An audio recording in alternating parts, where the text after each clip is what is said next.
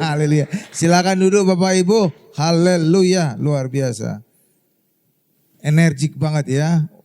Ya, WL-nya energik, pemain keyboardnya juga, energik, ya luar biasa. Pokoknya semuanya semangat, ya semangat. Nah, pengkhotbahnya juga nanti semangat. Iya, amin. Nanti Bapak Ibu lihat di atas kepala saya ada asap nggak ya? Saya sapa dulu Bapak Ibu semua. Shalom Bapak Ibu, shalom, puji Tuhan. Saya senang berjumpa dengan Bapak Ibu. Apakah Bapak Ibu senang berjumpa dengan saya? Oh pasti. Kenapa? Akan diberkati. Nggak ada orang yang akan diberkati itu nggak senang ya, pasti senang. Ya, saya selalu membaca 2 Petrus 1 ayat 2. Ini adalah ayat ini berfirman, kasih karunia dan damai sejahtera akan berlimpah di dalam kehidupan kita oleh pengenalan akan Allah dan Tuhan Yesus. Itulah sebabnya khotbah saya selalu khotbah tentang Allah dan Tuhan Yesus. Bahkan juga lomba khotbah itu juga saya minta temanya tentang berfokus kepada Tuhan Yesus. Tapi judulnya bisa beda-beda. Amin. Ya, tadi ada yang berjudul Tuhan Yesus berjalan di atas air. Amin. Ya, oke. Jadi itu luar biasa. Hari ini ya saya juga mengkhotbahkan ini berurutan, mulai dari Kejadian, Keluaran, Imamat, Bilangan, Ulangan, terus sampai Wahyu kelak ya. Ya, dan ini telah tiba pada kitab yang ke-34. Ada bisa nembang kitab ke-34, kitab apa? Ada? Kalau ada bisa dapat hadiah nanti, Ibu Odi. Ya, Bapak Ibu, kitab Nahum. Ya, judulnya kitab Nahum. Judul khotbah kita adalah kitab Nahum. Atau rahasia Nahum. Apa judulnya Bapak Ibu? Rahasia Nahum. Saudara perlu saya memberikan satu latar belakang. Kitab Nahum itu bertolak belakang dengan kitab Yunus. Kalau saudara baca kitab Yunus, saudara membaca kisah apa sih itu? Kitab Yunus adalah kitab di mana Tuhan memerintahkan Yunus untuk menyerukan pertobatan pada kota Niniwe agar Tuhan membebaskan Niniwe dari hukuman. Benar Bapak Ibu? Ya, ceritanya Yunus dilempar ke laut karena perahu yang dia tumpangi diserang oleh badai. Ya, dan kemudian dia ditelan oleh ikan. Ya. Enggak ada disebut namanya, cuma kadang-kadang ditambahin pendeta ikan paus. Ya gitu Bapak Ibu ya. Padahal enggak ada di Alkitab loh tulisannya. Ya kecuali kalau ikan teri itu pasti banyak protes. Mana mungkin ikan teri nelan Yunus. Iya Bapak Ibu ya. Nah kitab Nahum ini kebalikannya. Justru Nahum diperintahkan Allah untuk menubuatkan penghancuran, penghukuman Allah atas kota Niniwe. Tuh kan, jadi berbeda ya. Betul belakang ya. Ya jadi Yunus untuk menyelamatkan kota Niniwe, Nahum sebaliknya untuk menubuatkan penghancuran kota Niniwe. Ya. Dan kita melihat juga di sini ada sifat Allah yang juga terkesan bertolak belakang, berbeda. Tetapi saudara harus melihat, ya semua perjanjian lama itu adalah gambaran tentang Tuhan Yesus. Nanti saya akan jelaskan ya. Coba kita buka dulu. Sifat Tuhan di dalam Nahum 1 ayat 2 sampai dengan 3. Nahum 1 ayat 2 sampai dengan 3. Ya ini saya bacakan ya. Nahum 1 ayat 2 sampai dengan 3 ya. Nih saya bacakan. Tuhan itu Allah yang cemburu. Nah Allah rupa pencemburu. Dan pembalas pembalas juga. Tuhan itu pembalas dan penuh kehangatan amarah. Tuhan itu pembalas kepada para lawannya dan pendendam juga. Gawat ini. Pendendam kepada para musuhnya. Ayat 3 terakhir. Tuhan itu panjang. Ini sebaliknya. Tadi pendendam, pemarah. Ini Tuhan itu panjang sabar tuh. Dan besar kuasa. Tetapi ia tidak sekali-kali membebaskan dari hukuman orang yang bersalah. Ia berjalan dalam puting beliung dan badai dan awan adalah debu kakinya. Tuh lihat. Saudara melihat enggak? Sifat Allah itu kayak kuasanya bertentangan. Ya kan? Tadi adalah pendendam. penjemburu, pembalas. Tapi di ayat berikutnya dia panjang sabar. Kok bisa Allah itu sifatnya kok berubah-ubah ya Pak? Iya kan Bapak Ibu ya? Iya, iya. Nah, iya. Terkesan sifat Allah itu kontradiktif atau berlawanan. Kenapa? Nih saya coba katakan dulu. Allah itu cemburu jika umat miliknya menyembah berhala. Allah panjang sabar tapi ada batasnya. Jika Allah murka maka Allah penuh kobaran amarah. Allah disebut pendendam karena membalas kesalahan Bapa kepada anak-anaknya sampai keturunan keempat. Oh, itu gawat itu Bapak. Misalkan saya berbuat dosa, keturunan saya yang keempat itu udah cicit atau cucu. Cucu urutan ketiga kan. Anak saya, cucu itu orang ketiga, cicit orang keempat. Jadi cicit saya harus membayar dosa kesalahan saya. Kan gawat kan? Tuh, iya, Allah demikian. Pak kok bisa demikian sih Pak? Kita lihat dulu, jangan langsung ya berpikiran negatif tentang Allah ya. Coba kita buka dulu Keluaran 34 ayat 7. Keluaran 34 ayat 7. Nanti akan kita lihat ada hal yang luar biasa disingkapkan oleh kitab Nahum. Ini juga kitab pendek, makanya disebut juga nabi-nabi kecil. Karena kitab-kitabnya kitab-kitab pendek ini ya, ada 12 nabi kecil ya. Coba Keluaran 34 ayat 7. Sudah di sana? Nih saya bacakan ya. Yang meneguhkan kasih setianya kepada beribu-ribu orang. Nah ini disebutkan Allah itu kasih setia. Tapi lihat berikutnya. Yang mengampuni kesalahan. Ini bagus. Pelanggaran dan dosa. Tetapi lihat. Tidaklah sekali-kali membebaskan orang yang bersalah dari hukuman yang membalaskan kesalahan Bapa kepada anak-anaknya dan cucunya kepada keturunan yang ketiga dan keempat. Artinya sampai cicit harus membayar dosa bapaknya. Tuh kan, gawat ya Bapak Ibu ya. Iya kan? Ya, ya. Tapi saudara hari ini hidup di dalam Tuhan Yesus. Hidup di dalam perjanjian baru. Maka ayat ini tidak berlaku lagi bagi kita. Kenapa? Karena segala hukuman, kutukan Allah dari nenek moyang kita telah ditanggung oleh Tuhan Yesus. Itulah sebabnya orang Kristen itu orang pinter sebenarnya. Tahu mana yang enak.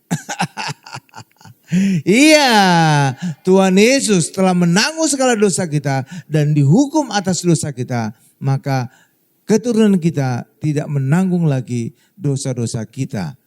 Anak cucu kita tidak lagi menanggung dosa-dosa kita. Semua diputuskan. Luar biasa kan? Iya kan? Iya. Karena itu kita dalam Yesus itu waduh luar biasa lah. Nah kota Niniwe ini adalah ibu kota dari kerajaan Asyur. Niniwe mengingatkan kita akan Nabi Yunus. Yunus diutus Allah untuk mentobatkan orang Niniwe sehingga Allah tidak menghukum. Akhirnya kota Niniwe dihukum Allah enggak pada masa Yunus? Tidak. Tapi yang ajaibnya, yang aneh bin ajaib. Justru pada saat Allah membatalkan hukumannya atas kota Niniwe, justru Nabi Yunus itu marah kepada Tuhan. Jadi nabi, namanya nabi tapi ganas. Iya dong, nabi harusnya apa? Senang dong Allah membatalkan hukumannya atas kota Niniwe kan. Harusnya demikian kan. Iya, nyatanya justru dia marah kepada Allah karena Allah membatalkan hukumannya atas kota Niniwe. Bahkan saking sadisnya di Yunus ini berdarah dingin barangkali Bapak Ibu. Ya, dia bahkan membuat pondok-pondok untuk dia tinggal di situ, untuk dia duduk di situ, menyaksikan penghancuran kota Niniwe. Itu kan dahsyat ini. Ini nabi atau algojo nih ya, nggak jelas juga nih. Ya Bapak Ibu, Yunus ya, dia bisa sadis. Kalau Allah menghancurkan, berarti banyak yang mati kan? Iya, anak-anak mati, ibu-ibu mati. Dia tega ngeliat gitu, gawat gitu. Gawat ya, ya itulah. Kadang-kadang kita juga kaget-kaget juga ya. Sama juga seperti ketika Tuhan Yesus memberikan perumpamaan tentang Ada orang yang turun dari Yerusalem menuju Yeriko. Di tengah jalan dia dirampok. Ya, kemudian lewat imam. Imamnya menolong nggak Bapak Ibu? Tidak, lewat aja dari jauh seberang jalan kan. Tuh kan. Lalu lewat suku Lewi. Menolong nggak Bapak Ibu? Tidak, lewat aja dari seberang jalan. Justru yang menolong siapa? Orang Samaria. Padahal orang Samaria itu di hadapan orang Israel dianggap second grade. Kenapa? Karena darahnya mereka tidak asli lagi. Mereka sudah kawin campur. Ya kan? Tapi justru orang demikianlah yang punya belas kasihan. Jadi saudara lihat itu, imam gak punya belas kasihan. Keturunan imam tidak punya belas kasihan. Ya kan? Justru orang yang tidak dianggap justru punya belas kasihan. Luar biasa ya. Makanya juga bagi kita juga orang Kristen jangan kaget ketika tiba-tiba ada pendeta mukuli istri. Itu algojo atau apa? Iya ada Bapak Ibu, ada. Aduh. Ya Bapak Ibu ya itu pendeta atau ini ya tukang pendekar ya. Kalau berani dia pendekar lawan aja polisi, lawannya tentara. Nah, itu kan orang-orang yang udah terlatih itu kan. Satu polisi yang terlatih untuk menjaga keamanan, satu tentara itu adalah orang yang terlatih untuk perang. Tuh kalau berani lawan mereka dong. Jangan lawan istri mah aduh kaum yang lebih lemah ya. Oh ya jago kandang itu kata si ibu. Jadi istri umumnya kaum yang lebih lemah ya. Umumnya selalu ada perkecualian. Ya.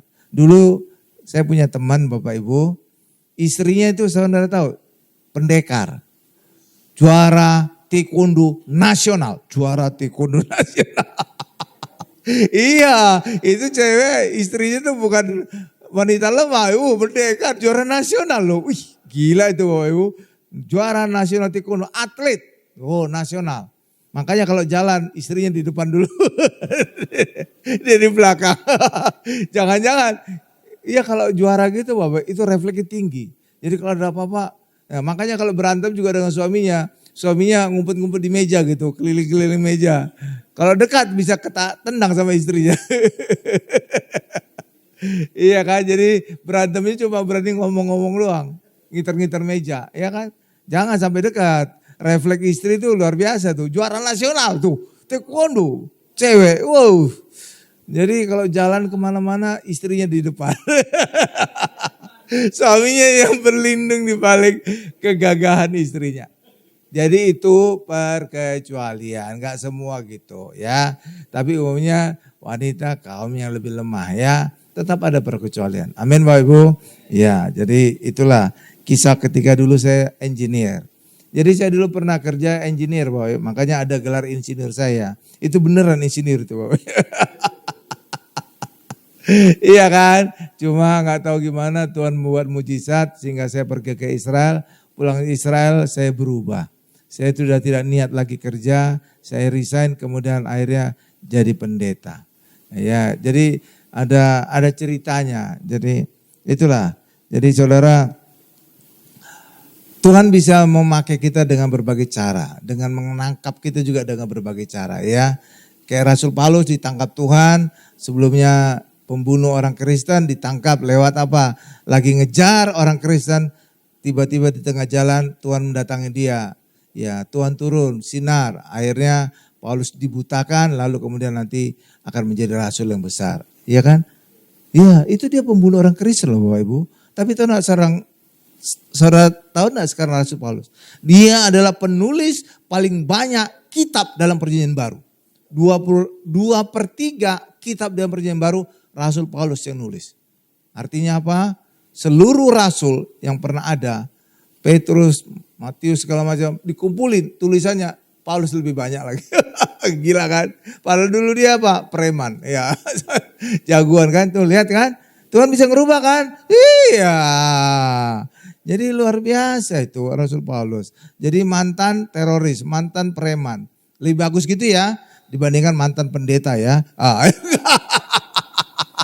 Kalau mantan pendeta wah repot itu urusannya. Iya kan, bagusan mantan preman dibandingkan mantan pendeta ya. Iya kan, luar biasa ya. Ya itulah Rasul Paulus itu. Jadi ya itu kita. Ya. Jadi ya itulah kita tahu kisah ya. Yunus jadi diperintah Tuhan untuk menobatkan kota Niniwe. Tapi dia kemudian melarikan diri. Ya lari kapal tapi dia kemudian dibuat kapalnya bisa diserang badai. Akhirnya dia dibuang ke laut. Dia kemudian dimakan ikan. Ditelan ikan lah ya. Lalu kemudian dimuntahkan ikan itu. Setelah itu jadi lewat kayak gitu. Jadi Tuhan punya berbagai cara. Bahkan juga banyak pendeta. Ya di Indonesia ada. Yang saya tahu ada 2. Pendeta besar. Sebelumnya dia dipanggil Tuhan untuk jadi pendeta. Tapi dia gak mau. Kenapa? Karena hidupnya sudah enak. Udah kaya, sudah sukses. Jadi ketika dipanggil Tuhan jadi pendeta. Dia keberatan. Di Singapura ada saya kenal satu. Itu pendeta Joseph Prin.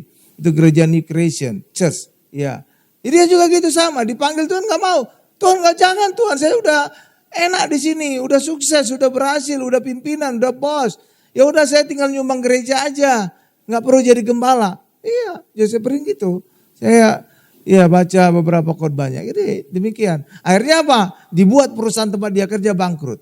Lewat kebangkrutan itulah kemudian dia, akhirnya jadi gembala. Di Indonesia ada 3. Iya, gembala dari gereja besar. Iya. 3 orang. Ya, 1 adalah pendeta gembala yang saya dulu pernah di gereja yang sama. Nah, saya dulu anak buahnya. Saya sekretarisnya dulu. Dibuat Tuhan apa? Sakit dia. Otaknya kayak ada tumor gitu Bapak Ibu. Ada tumor di otaknya. Sakitnya minta ampun sampai dia kadang-kadang judut-judutin kepala ke tembok. Saking sakitnya. Luar biasa itu kalau sakit di otak ya Bapak Ibu ya. Saudara sakit di bisul aja. Oh itu kan udah sakit ya. Saya pernah bisul di punggung. Tidur udah susah aja. Kan punggung kan gak bisa, harus tidurnya miring. Hanya kecil bisul gitu. Tapi sakit gitu ya. Nah ini apalagi di otak. Dia kaya saat itu Bapak, punya 7 apotek, 7 pabrik obat. Tuh saudara punya 1 pabrik obat aja udah kaya kan. Ini 7. Saudara bisa bayangkan kayanya. Apotek juga 7. Nah, saudara punya 1 apotek aja udah cukup kaya kan. Dia 7. Tuh. Makanya dia punya duit untuk bisa berobat kemanapun di dunia. Tapi apa kata dokter-dokter di seluruh dunia, bahkan dokter di Rusia, kemungkinan sembuhnya 2-3%. 2-3% mah gak ada artinya itu. Kalau seandainya dia bisa dioperasi tapi tiba-tiba jadi bego gitu kan, percuma kan Bapak Ibu. Di otak. Kan bisa korslet di otaknya, ya kan Bapak Ibu kan percuma kan. Tapi itulah Tuhan membuat satu penyakit yang tidak mungkin disembuhkan. Sampai akhirnya dia menyerah juga, akhirnya dia bisa menjadi gembala gereja terbesar di Indonesia. Nah ada satu lagi pendeta yang agak besar juga. Itu sama, dibuat perusahaan tempat dia kerja bangkrut. Bukan tempat dia kerja, tempat usahanya dia bangkrut. Akhirnya dia jadi gembala. Ada satu lagi pendeta yang merasa paling ganteng di dunia. Iya Bapak Ibu, iya. Tapi memang ganteng sih. Cuma ya dia merasa aja paling ganteng di dunia. Iya Bapak Ibu. Akhirnya apa? Ya itu tempat usahanya, pekerjaannya dibuat Tuhan bermasalah. Akhirnya dia jadi pendeta. Jadi saudara itu ada beberapa orang yang dipaksa Tuhan untuk jadi pendeta. Ada orang yang dipaksa Tuhan kayak Yunus ini Bapak Ibu. Ya kan? Tapi Tuhan punya berbagai cara untuk menarik mereka sesuai dengan panggilan Tuhan. Oke? Makanya kalau kita juga punya panggilan, jangan melawan Tuhan. Ya percaya aja, panggilan Tuhan itu pasti hidup saudara lebih baik dibandingkan sebelumnya. Karena apa? Tuhan tidak ingin mencelakakan kita. Amin Bapak Ibu. Memang awalnya berat. Karena kita sebelumnya sudah enak dengan kondisi sekarang. Udah kaya, udah sukses, udah tiba-tiba dipanggil jadi pendeta gitu. Kesannya kan gimana gitu Bapak Ibu ya. Iya kan? Iya kesannya kan pendeta kan kesannya Senin Kemis gitu ya Bapak Ibu ya. Banyak puasanya ya, 2 puasa. Jangan salah, pendeta sekarang kaya. Betul.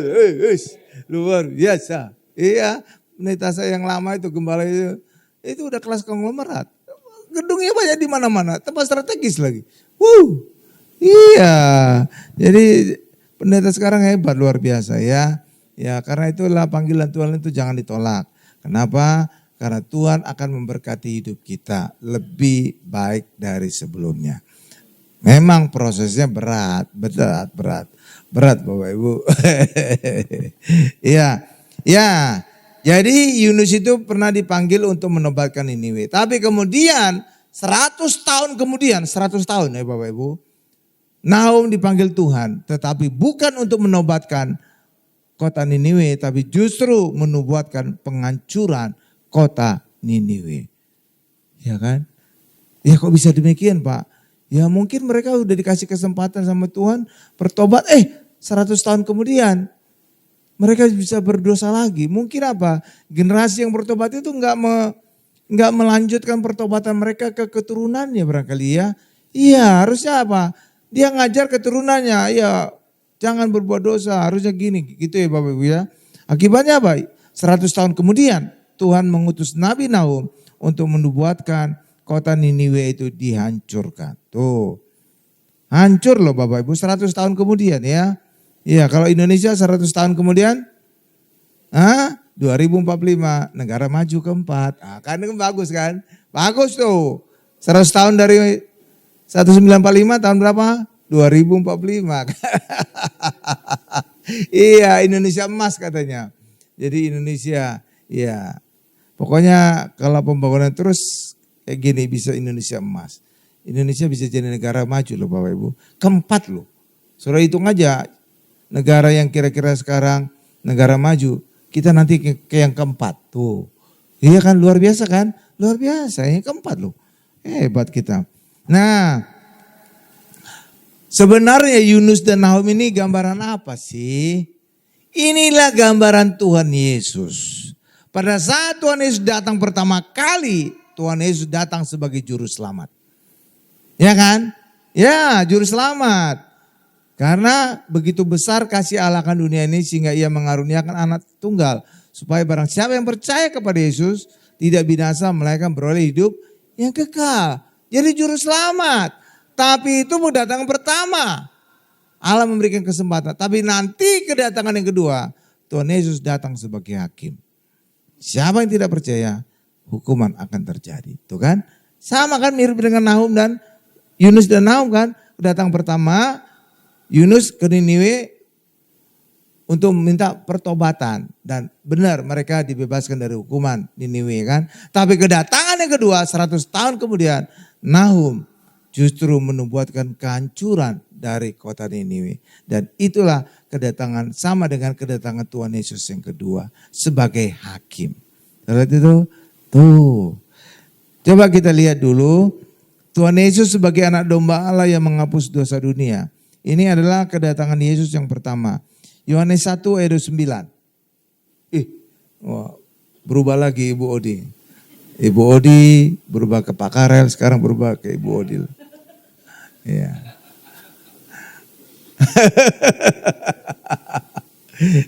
Gak apa-apa, itu bagus itu Bapak Ibu.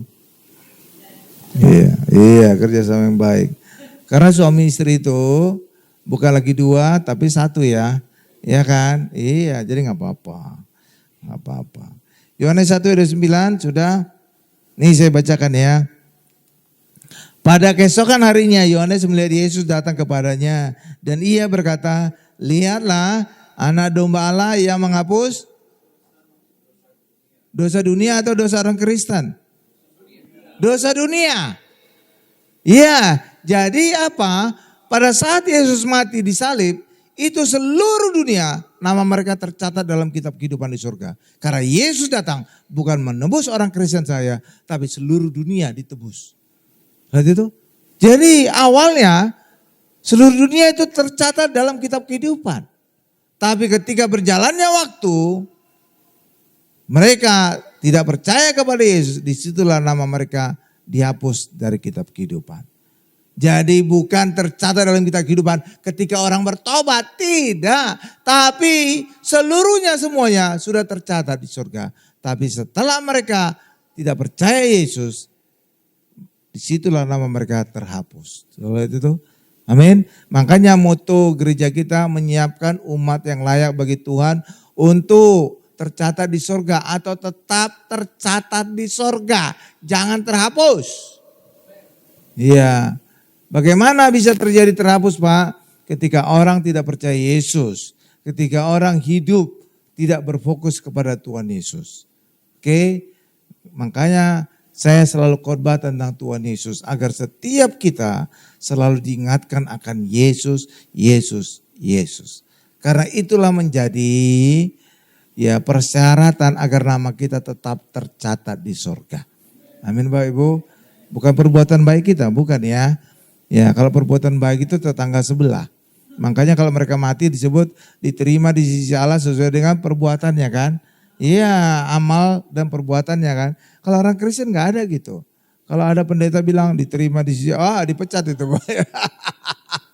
Kenapa? Orang Kristen benar karena percaya kepada Yesus. Bukan karena perbuatan baiknya. Oke Bapak Ibu ya. Ya. Nah itulah Bapak Ibu. Jadi Tuhan Yesus itu datang pertama kali sebagai juru selamat. Juru selamat artinya apa Bapak Ibu? Kalau juru parkir apa artinya? Tukang parkir. Iya kerjaannya ngapain? Markirin mobil orang. Mobil orang bukan mobil dia. Kalau mobil dia gimana dia markirin mobil yang dia setir kan? Mobil orang ya kan? Ya saudara tahu apa beda pengusaha dengan tukang parkir? Tahu bedanya tukang parkir sama pengusaha? Kalau pengusaha bilang, di mana ada usaha, di situ ada jalan. Kalau tukang parkir berkata, di mana ada jalan, di situ ada usaha. Iya, iya kan? Ya, saudara lihat itu ya. Iya kan? Iya kan? Iya, beda. Jadi demikian Bapak Ibu ya. Jadi awalnya tercatat di seluruh dunia, di kitab kehidupan seluruh orang di dunia ya. Ya, tetapi ketika mereka tidak percaya Yesus, disitulah satu persatu nama mereka terhapus. Makanya di dalam Alkitab disebut nama mereka terhapus. Ya Bapak Ibu ya terhapus. Iya, tapi kita berdoa agar kita semua di dalam nama Tuhan Yesus, selalu dalam Yesus, maka nama kita tetap tercatat dalam kitab kehidupan. Coba kita lihat juga Yohanes 3:16, kasih Allah yang begitu besar kepada dunia.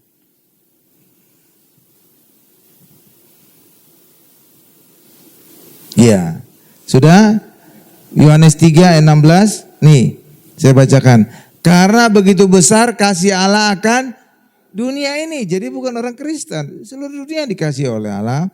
Sehingga ia telah mengaruniakan anaknya tunggal supaya setiap orang yang percaya kepadanya tidak binasa melainkan beroleh hidup yang kekal. Jadi kasih Allah itu ditunjukkan dengan menyerahkan anaknya yang tunggal. Itu kasih yang luar biasa loh Bapak Ibu, benar. Saudara bayangkan aja, saudara mungkin punya anak satu lusin, misalkan 12 orang. Satu lusin misalkan ya, 12 orang ya. Tiba-tiba satu diminta untuk menggantikan orang di penjara. Mau enggak? Enggak mau. Kalau saudara orang tua yang baik, enggak mungkin saudara nyerahkan anak saudara satu pun dari 12 orang untuk menggantikan seorang penjahat di penjara. Benar kan? Tuhan Yesus bukan hanya menggantikan, mati tuh menggantikan kita. Tuh saudara bayangkan? Itu bukan 12, satu, tunggal. Jadi saudara bisa bayangkan kasih Allah yang luar biasa. Itulah sebabnya ketika kita mengalami masalah di dalam kehidupan, ya apakah masalah penyakit, masalah resesi, masalah rumah tangga, masalah apapun. Jangan saudara pernah meragukan kasih Allah akan dunia ini, akan saudara. Jangan. Saudara jangan lihat diri saudara jangan lihat penyakit saudara jangan lihat apa yang saudara alami sekarang untuk menilai bagaimana kasih Allah atas saudara. Tapi saudara lihatlah salib.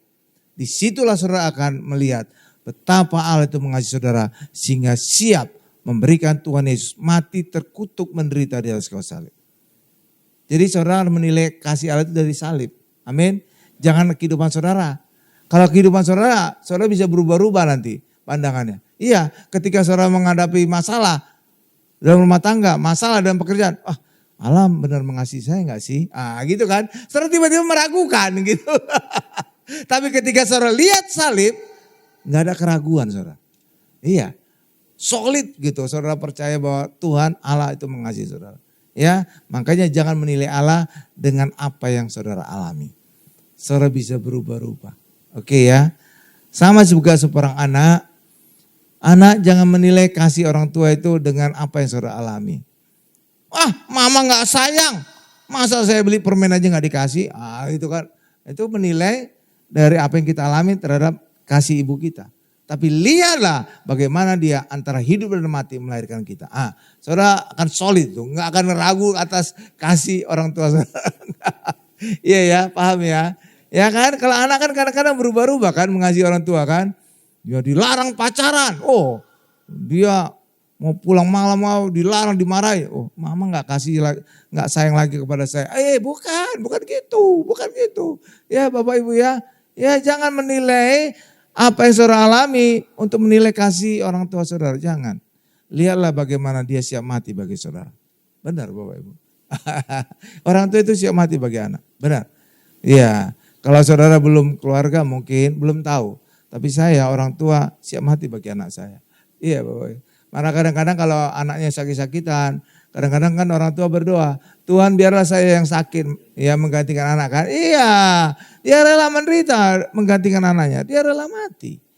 Iya kan?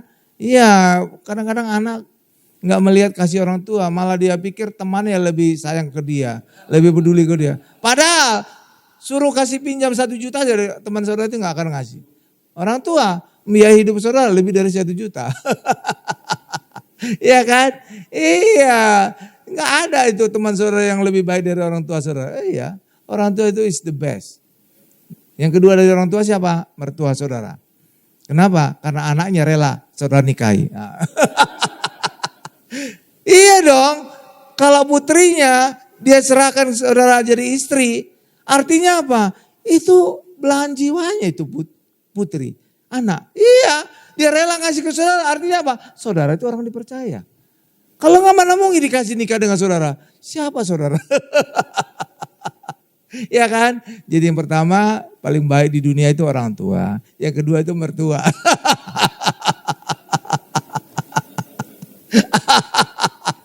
ya jangan diragukan lah kasih mertua itu.